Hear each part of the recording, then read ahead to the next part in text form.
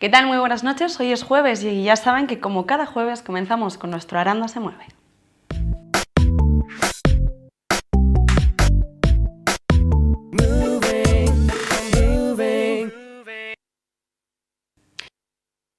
Con nosotros a Ana María Arbás, concejala de Urbanismo. ¿Qué tal? Muy buenas noches. Buenas noches, Bea. Bueno, es momento de hablar de cómo se encuentra la Concejalía de Obras. Vamos a tratar también algunos de los temas que podemos vivir por la calle, pero sí que me gustaría comenzar con esa visión más general y preguntarte, ¿cómo es la situación de la Concejalía de Obras del Ayuntamiento de Aranda? Bueno, pues antes de todo y con carácter prioritario, daros las gracias por vuestros micrófonos, por vuestras cámaras, por darnos la posibilidad de estar aquí con vosotros, ¿no? ¿Cómo se encuentra la Concejalía de Obras? Si me permites, casi te voy a decirte cómo se encontraba cuando nosotros llegamos y la evolución un poquito de este año, porque claro, para explicar cómo está ahora, si no hago un poco referencia a cómo me lo encontré cuando llegué, pues me va a resultar un poquito más complejo. Perfecto, cuéntanos. Bueno, pues a ver, la Concejalía de Obras, cuando nosotros llegamos al equipo de gobierno, en ese primer diagnóstico que pudimos realizar los primeros meses, por dar una fotografía lo más escueta posible, lo que nos encontramos fue con una concejalía, con una oficina que estaba infradimensionada de personal, con un número de personal muy por debajo del que se requería o del necesario para poder tener una oficina que funcione de una manera óptima y en condiciones, ¿no? A su vez, era una oficina que estaba muy saturada de trabajo, para que nos podamos hacer una idea y lo podamos entender todos. Aproximadamente el 75% de los expedientes que se gestionan en el ayuntamiento pasan por la oficina de obras. Claro, la gente a veces asocia, ¿no?, lo que es una oficina de la Concejalía de Obras con el trabajo que se hace en la calle, en una obra en la calle, pero es que no es así. La Concejalía de Obras y de Servicios, que en este caso están unidas, gestionan muchos expedientes, lo que os decía, casi el 75% de los expedientes que se tramitan en el ayuntamiento. Y además son expedientes que son muy complejos, es decir, que requieren de mucha tramitación y de mucho personal dedicado a resolver un único expediente. Hay que pedir informes a muchos técnicos, a otros organismos, a otras entidades, con lo cual, si tenemos poca gente, tenemos muchos procedimientos y muy complejos, pues la situación es un poco caótica. Pero es que además había otros elementos que también influían, y es que dentro de la concejalía se estaban llevando lo que nosotros denominamos las materias impropias, es decir, se estaban tramitando expedientes que no tenían que ver ni siquiera con las competencias de la propia concejalía. A mayores, ¿no? A mayores. Como ejemplos, pues el verano pasado, porque no dio tiempo a actuar de otra manera, desde el Departamento de Obras se autorizaba cualquier tipo de festejo que se celebrase en la calle. Es decir, pues si una peña iba a hacer su fiesta y tal, se autorizaba desde Obras. Si desde Deportes iba a hacer una carrera, como se entendía que era ocupación de vía pública, se tramitaba desde Obras también. Algo simple, que los comercios quieren poner pues un tenderete en la puerta, también se tramitaba desde Obras. Todo lo que tiene que ver con cementerios se está tramitando desde Obras, quitando la parte de medio ambiente, lo que es competencia del Departamento de Medio Ambiente. En definitiva, temas de nomenclator, o sea, muchos expedientes que no son materias propias de Obras, que los propios técnicos, el propio personal de Obras llevaba años reclamando que estaban saturados, que no llegaban a lo suyo, que estas materias había que canalizarlas a los departamentos correspondientes y que se seguía haciendo y se había dejado en Obras por el artículo 33. Entonces, claro, eso unido a que hay expedientes que se relacionan con otros muchos departamentos que pueden estar tan mal como el nuestro, por ejemplo, con Obras incide mucho medio ambiente en muchas materias. Aguas y materias ambientales influyen mucho con las materias que se llevan en Obras.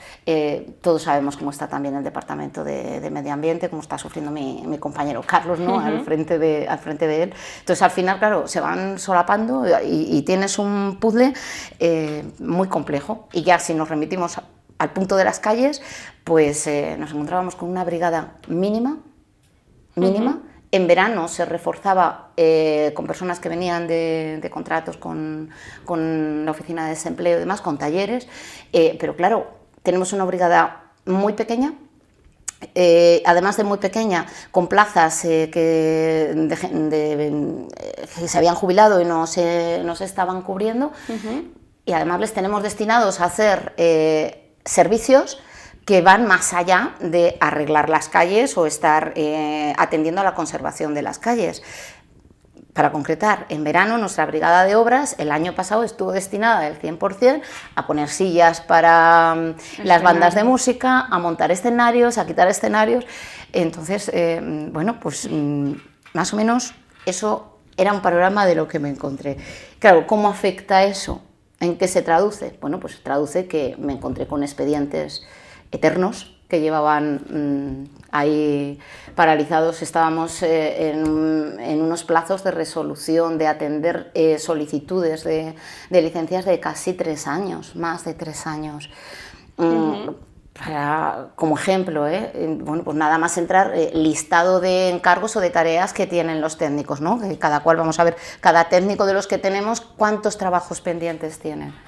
Claro, listados de 170, de 200 encargos por atender, no es gestionable. No es gestionable. Yo me imagino en mi profesión, si abro el ordenador y tengo 200 tareas pendientes de expedientes complejos, tiene que ser muy frustrante. Y tiene que estar uno muy desesperado al frente de ese trabajo. O sea, y luego, bueno, pues materias que no se estaban atendiendo. De hecho, esenciales. Claro, sí, me tengo que remitir a la actualidad informativa del día de hoy. Esta mañana en rueda de prensa informabais sobre esa licencia que habéis tenido que dar excepcional de suelo rústico para la parcela de Coaranda por silencio administrativo. Cuéntanos un poco en qué ha consistido eso. Tampoco me gustaría perder, porque hay otros muchos temas que quiero atacar, pero ¿en qué ha ocurrido con eso? Porque hacías una cronología desde el año 2012. Sí, sí, por no dedicarle mucho tiempo en este espacio, porque daría para... Sí, daría. Bueno, el tema de Coaranda es uno de los que nosotros denominamos, en plan un poquito, de esos esqueletos que hay en los armarios de obras, que hay unos cuantos, no, este no es el único, pero es verdad que este es uno de los que más repercusión tiene, porque además está afectando al día a día de los ciudadanos, ¿no? Entonces, bueno, pues es un esqueleto en el armario, es un expediente que se ha quedado ahí y se ha quedado ahí de esa manera. Es un expediente que se inicia, como muy bien has dicho, en el año 2012, donde, bueno, pues esta empresa solicita una licencia de obras y requiere, para que se le dé esa licencia, y también solicita una autorización de uso excepcional de suelo, porque se va a instalar en suelo rústico. Ellos obtienen esa licencia para las parcelas para las que lo solicitan, obtienen las dos, la autorización de uso excepcional, además por una resolución de la Junta de Gobierno del año 2012, para que a ti te permitan construir algo en suelo rústico se tienen que dar unas condiciones muy estrictas, porque no es el ámbito donde hacerlo, ¿no? Y entre ellas, una de la esencial que libra que tú puedas construir en suelo rústico es que sea un proyecto de interés público. Entonces, esa declaración de interés público se da y se da esa autorización de uso excepcional. ¿Qué es lo que ocurre? Que cuando se ejecutan las obras y se presenta la certificación final de las obras que se han ejecutado, bueno, pues se ve y se constata incluso porque está reconocido por la propia empresa en ese certificado final de obra, que al final la obra se ha ejecutado en todas las parcelas en las que se había solicitado y de las que tenían autorización de uso excepcional, pero además han ocupado una parcela más de la que no tenían este uso excepcional del suelo, y se han hecho obras que modifican las que en un principio estaban hechas. En ese momento la ley es clara con el camino que puede seguir la institución, ¿no? La restauración de la legalidad, bueno, sí, una serie de trámites, no nos vamos a meter ahora porque son un poco complejos y yo creo que pero tampoco... ¿cómo solucionar lo que no está bien hecho? O por lo menos intentar solventarlo. Hay mecanismos legales, procedimientos de restauración de la legalidad. Bueno, estamos ante unas obras que se han extralimitado lo que venía en licencia. Bueno, pues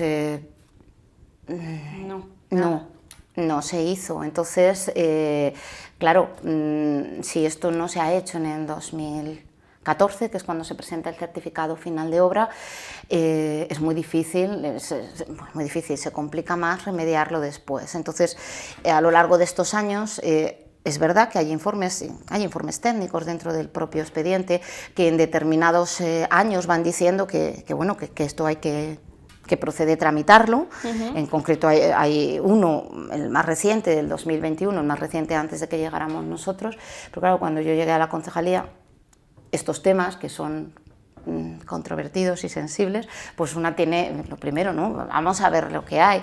Y claro, pues yo entré en julio y lo que veo es que está pendiente de informe técnico, no se ha tramitado a lo largo de este tiempo. Se emite el certificado, pasamos como expediente urgente, obtenemos el informe técnico en agosto de ese año, se pasa a la parte jurídica, se obtiene la propuesta de resolución, en la resolución en octubre de ese año. La resolución, lógicamente, no se pronuncia sobre la autorización de uso excepcional, porque algo que tiene declaración de utilidad pública desde el año 2012 y que ha pasado tanto tiempo y no se ha hecho nada, pues a ese expediente en concreto no le deja mucho recorrido, ¿vale? ¿Por qué ha salido ahora a la palestra? Ahora ha salido a la palestra porque en base a la resolución que se emite en octubre, que lo que viene a decir es, se han ejecutado unas obras que no se corresponden con lo que estaba proyectado y vamos a iniciar actuaciones, ¿no? Pues esa resolución se recurre por parte de la promotora y lo recurre en dos procedimientos judiciales, uno específico de la autorización de uso excepcional del suelo rústico en la parcela 223. Y claro, todos los informes jurídicos que se emiten en relación a ese procedimiento judicial, que nos emiten los jurídicos nuestros y los externos, lo que vienen a decir es que efectivamente esa autorización de uso excepcional la tienen adquirida. Realmente, quiero decir que aunque se hubiese resuelto en el 2014, el uso excepcional de esa parcela yo entiendo que se tendría que haber dado igual porque se cumplían los parámetros legales y no hay opción para oponerse. Otra cosa es el resto, el procedimiento de restauración de la legalidad y demás, ¿vale? Entonces, un poco hoy lo que se ha puesto de manifiesto es que la Junta de Gobierno ha tenido que emitir un certificado en el que se reconoce que tienen este uso excepcional de suelo en la parcela 223 por todo este recorrido. Se llevó a comisión informativa, lo conocieron el resto de los grupos, se pidió dictamen de la comisión y después se ha llevado a Junta de Gobierno. Ese ha sido un poco el recorrido. Es un buen esqueleto, decías, Ana, es un buen esqueleto. ¿Veremos más? Sí, sobre este expediente. En general, no. Más esqueletos. Más esqueletos. Sí, veremos más, alguno más. No te voy a pedir que me adelantes porque son muchos los temas que quiero tratar en esta entrevista. Bueno, la Plaza de Toros es otro esqueleto que no tengo que adelantarlo. Exactamente, o sea, lo veremos. ¿Veremos también el esqueleto de la Plaza de Toros? A ver, si es que hay que afrontarlo.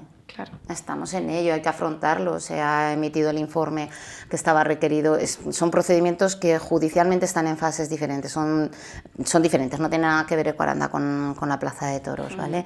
En Ecuaranda nos encontrábamos en una fase de ejecución de sentencia, es decir, hay una sentencia donde nos decía cómo teníamos que actuar y que había que aportar unos informes y que aún así se nos han demorado, nos ha costado sacarlos, a nosotros también nos ha costado sacarlos, pero claro, si se hubieran sacado hace 2 años, pues nos hubiese costado menos.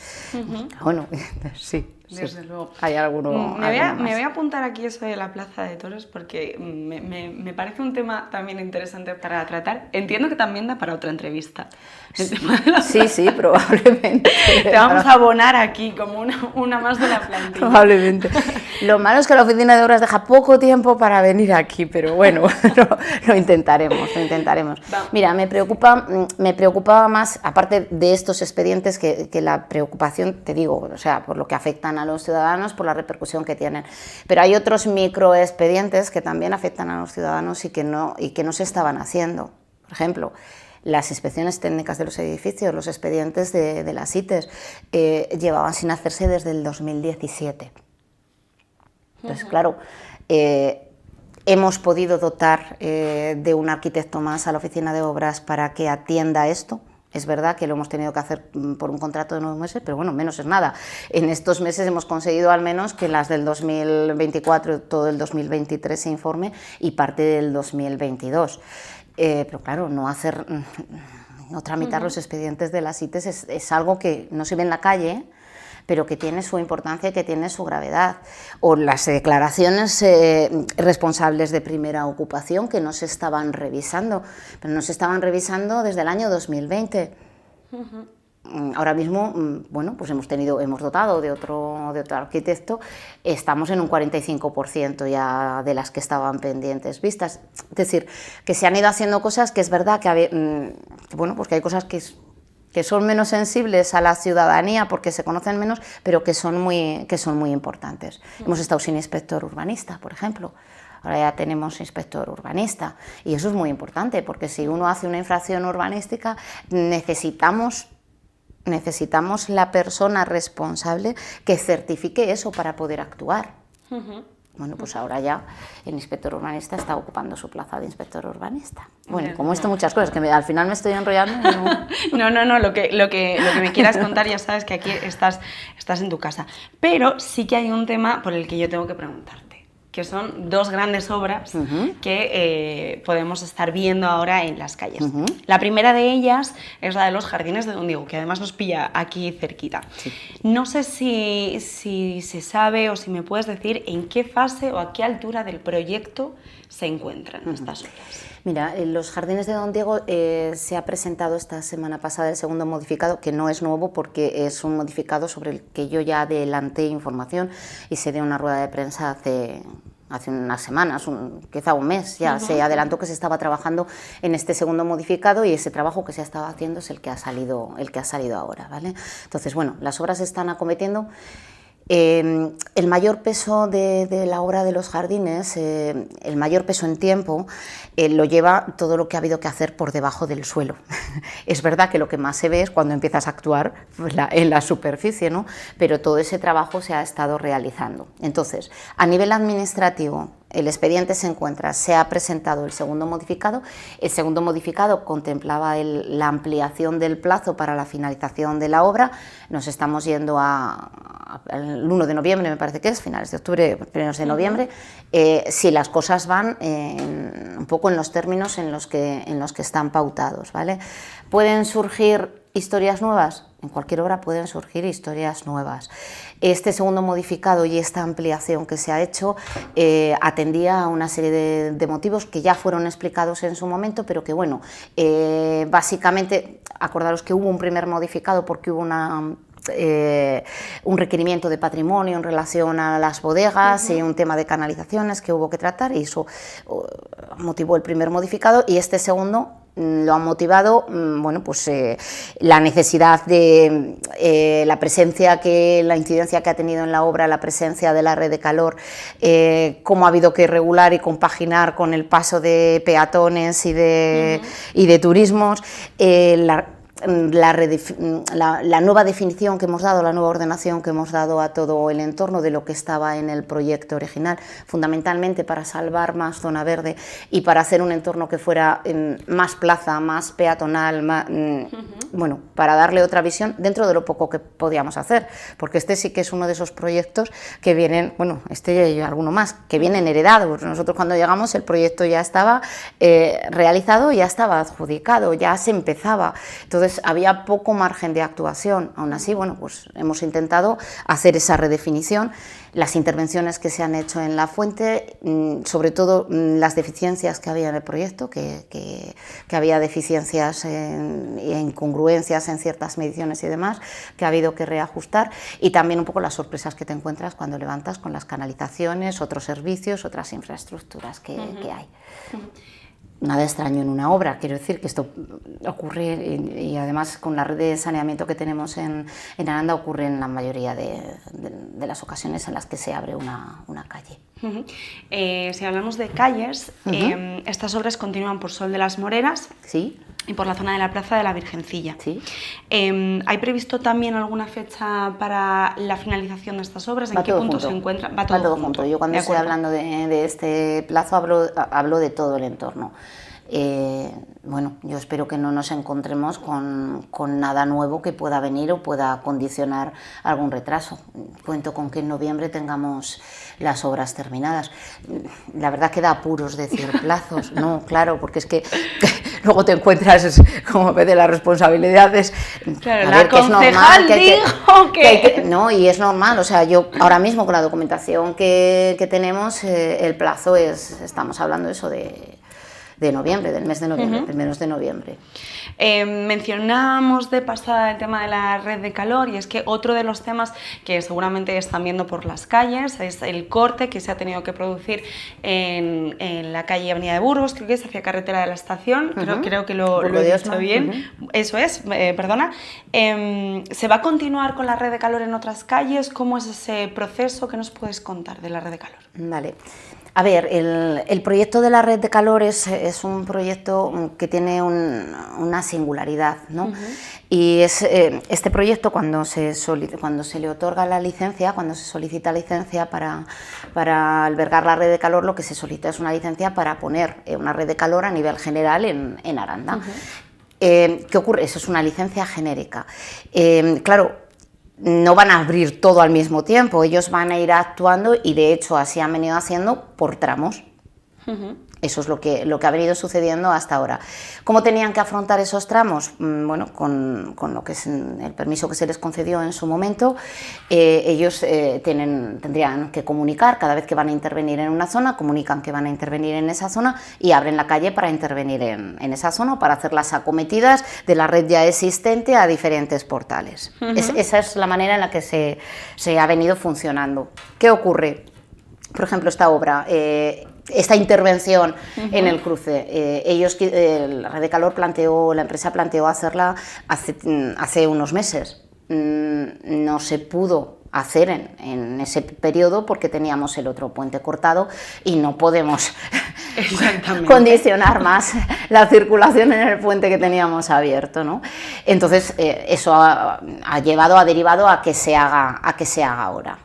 Al margen de todo esto, es verdad que la red de calor, la obra de la red de calor está teniendo una incidencia en el día a día de los ciudadanos que es compleja, y en parte es responsabilidad también municipal de cómo se está controlando o gestionando. Somos sensibles a eso, de hecho, bueno, pues se ha empezado a hacer una mesa de seguimiento junto con la empresa y con policía para, bueno, pues para poder estructurar con algo más de tiempo, aunque ellos con el permiso que tienen, insisto, pueden hacerlo de esta manera, pero a que por lo menos mensualmente podamos estructurarlo de manera que se pueda canalizar la información a los vecinos con más antelación y además por canales que sean más efectivos. No es normal que una persona salga a la calle y se encuentre de repente en la puerta de su casa una zanja abierta y no sepa de qué viene. Y esto está pasando, nos está pasando, y hay que intentar llevar un control de otra manera y un seguimiento de otra manera. Hablábamos ahora precisamente de esto, no se había podido hacer estas obras antes porque estaba cortado el puente Vigar. A mí sí que me gustaría preguntarte qué criterios se sigue o si hay algún criterio para poder comenzar las obras. No sé si atiende a plazos, a qué criterio se puede seguir. Hombre, yo te puedo hablar de los criterios cuando empecemos una obra que sea nuestra, de los criterios que vamos a utilizar, de los criterios que se han utilizado para las obras que hemos heredado. Poco puedo aportarte, la incidencia que puede tener. Vamos a ver, criterios. Es un criterio lógico que si se va a reurbanizar una calle y en esa calle además se sabe que hay que la red de saneamiento, de abastecimiento necesita cambiarla o mejorarla, hacer esa obra, porque si no vas a terminar de reurbanizar la calle y vas a tener que abrir la calle 1 año, 2 años después. Eso es un criterio lógico. ¿Que aquí no ha pasado? Pues por lo que me han contado, que yo no estaba aquí no ha pasado. Eso es aplicar un criterio lógico. Te puede pasar que luego tengas una avería, tengas que abrir y no sea previsible. ¿Por qué han confluido 3 obras de la envergadura, puente, red de calor y jardines de Don Diego? No lo sé. ¿Que pueda tener su lógica? Pues igual la tiene, yo no la encuentro. Igual que tampoco encuentro que hay proyectos que hemos heredado también, que son estos regalos que nos han venido, que tienen su aquel, como son los proyectos que vienen subvencionados, ¿no? Por ejemplo, el de la Casa de los Maestros, por hablar de este entorno. La Casa de los Maestros es un proyecto que viene con una financiación de fondos, se está trabajando ahora en el proyecto.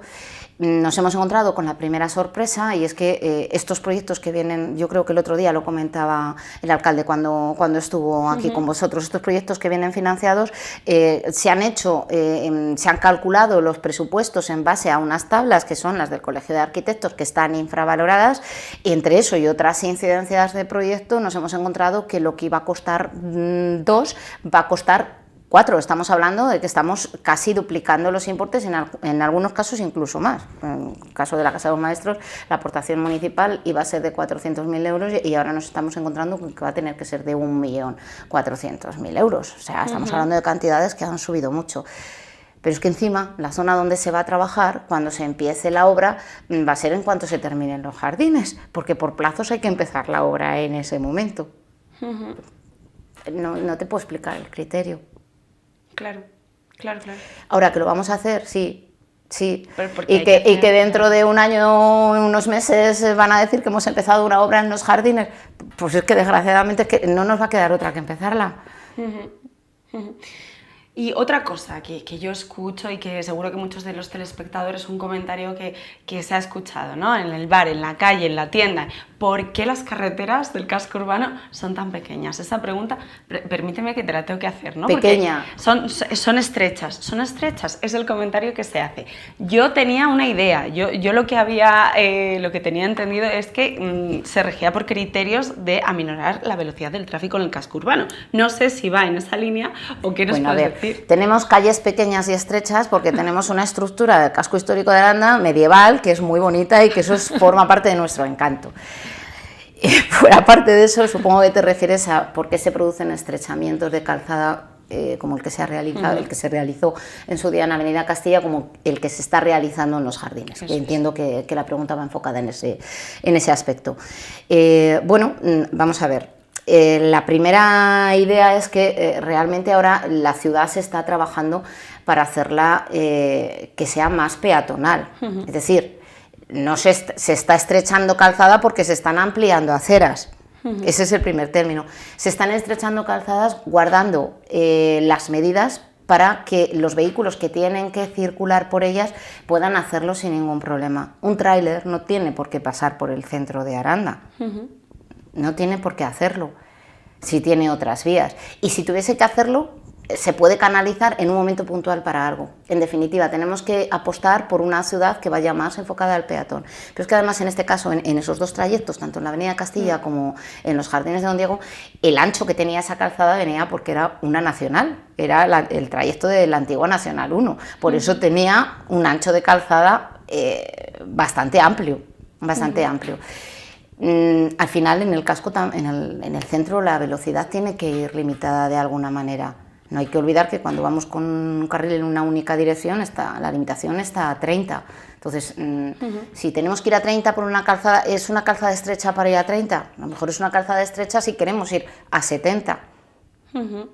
Que yo sé que esto no a todo el mundo le gusta, pero... Porque a mí la primera, quiero decir que tú vas con el coche y dices, pues qué bien si tengo más espacio, ¿no? Pero que luego cuando preguntas, pues las cosas pueden tener su lógica. Desde luego. ¿Qué proyectos tiene en mente o está trabajando o tiene en el futuro la concejalía? Hombre, fundamentalmente afrontar los que tenemos y de manera lo más positivo que sea.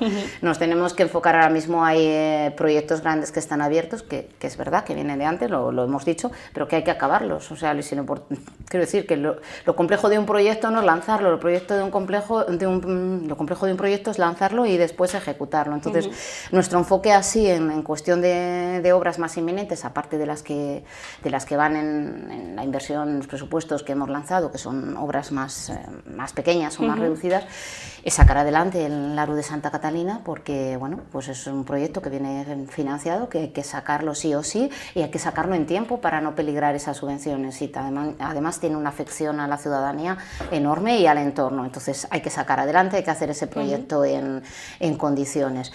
La ronda. Bueno, hemos conseguido empezar, ¿no? La primera parte era sacar a licitación la elaboración y redacción del proyecto, ya se adjudicó, se está trabajando en ello, se están haciendo las reuniones de seguimiento con la empresa adjudicataria, en principio va todo bien, va todo en plazos y bueno, pues cuando tengamos ese proyecto, pues tendremos que prepararnos para de una vez por todas empezar a acometer la ejecución, que es un proyecto a muy largo plazo, seguramente trascienda incluso el tiempo que nosotros estemos aquí, o me refiero a nosotros o los próximos años, los que tengan que estar. La Casa de los Maestros, que hacíamos referencia. Pero aparte de todo esto, te digo, para mí el principal y el esencial es poder reorganizar la oficina, poder seguir trabajando en dotar a la oficina del personal que necesita y de la estructura que necesita. Se ha avanzado mucho, lo que os decía antes, hemos conseguido especializar también un poco a los técnicos, dividir por materias para intentar ser más ágiles. Tenemos que trabajar RPT en mano en dotar de una brigada digna, porque ahora mismo nos encontramos con una brigada con muy pocas personas, pero es que además cuando queremos meter más personal resulta que requerimos para entrar a formar parte de la brigada una formación muy alta que limita ya a las personas que se presentan, pero además estamos retribuyendo con unos sueldos muy bajos. Entonces, al final tenemos que apostar por una promoción interna de las brigadas, que las personas que entren como peones que puedan crecer dentro de la propia estructura del ayuntamiento para fidelizarlos y que puedan trabajar. Tenemos que liberar a la brigada de los trabajos que no son suyos, lo estamos consiguiendo, ¿no? Este año por primera vez tenemos un contrato que además ha sido reciente, está ahí recién salido, para que podamos tener un apoyo de una empresa externa para montar y desmontar escenarios y poner y quitar sillas. Y todo ello encaminado a solucionar lo que entiendo que es lo que más preocupa a la ciudadanía a día de hoy, es que tenemos las calles muy mal, no hemos tenido capacidad en este año de poder actuar en las calles, precisamente por eso, porque no tenemos brigada y porque además no teníamos fondos, porque es que presupuestariamente estaba presupuestado con 10.000 euros. Bueno, hemos aprobado unos presupuestos que llevan una partida presupuestaria alta para intervenir en las calles y nuestra prioridad es eso, poder acometer de una vez por todas con recursos internos, con recursos externos, con todos los que estén a nuestro alcance para arreglar las calles, que es prioritario. Pues Ana María Hervás, no sé si hay algo más que se nos haya quedado en el tintero, algo que quieras que tratemos en este punto, o está todo dicho. Si me vas a permitir, porque sé que se nos supuesto. Ha ido de tiempo y podríamos hablar de muchas cosas, de muchos proyectos, pero sí me gustaría decir que el personal que está trabajando en la oficina de obras, desde administrativos, delineantes, técnicos, jurídicos, se están esforzando mucho por intentar dar un servicio óptimo al ciudadano. Entonces, tengo que sacar la cara por ellos, no puedo hacer otra cosa, porque están trabajando mucho y lo están haciendo o intentando hacer muy bien con los pocos escasos medios que tenemos. Entonces, desde aquí tengo que agradecer a las personas que día a día están trabajando conmigo. Desde luego, pues con ese agradecimiento cerramos esta entrevista. Ha sido un placer tenerte aquí en Televisión Aranda y ya sabes que para cuando quieras esta es tu casa. El placer ha sido compartido, muchísimas gracias.